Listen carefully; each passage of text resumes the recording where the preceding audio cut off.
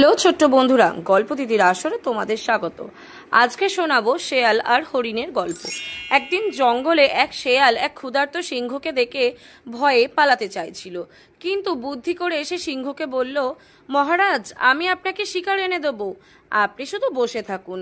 শেয়াল দৌড়ে গিয়ে এক নিরীহ হরিণকে বলল, এসো ভাই, সিংহ মহারাজ তোমাকে তার সভায় আমন্ত্রণ করেছেন। সরল হরিণটি বিশ্বাস করে শেয়ালের সঙ্গে চলল।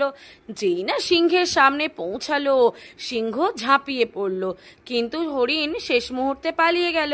সিংহ খুব রেগে শেয়ালকে মারতে গেল। শেয়াল চতুরতাপূর্ণভাবে বলল, মহারাজ, আমি আবার তাকে আনছি, আপনি শুধু এবার একটু লুকিয়ে থাকুন।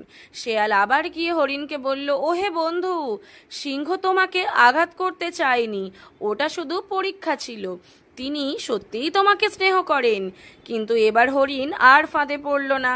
সে বলল, একবার প্রতারিত হয়েছি, দ্বিতীয়বার আর হব না, বলে জঙ্গলের গভীরে পালিয়ে গেল। তাহলে নীতিকথা কি হলো?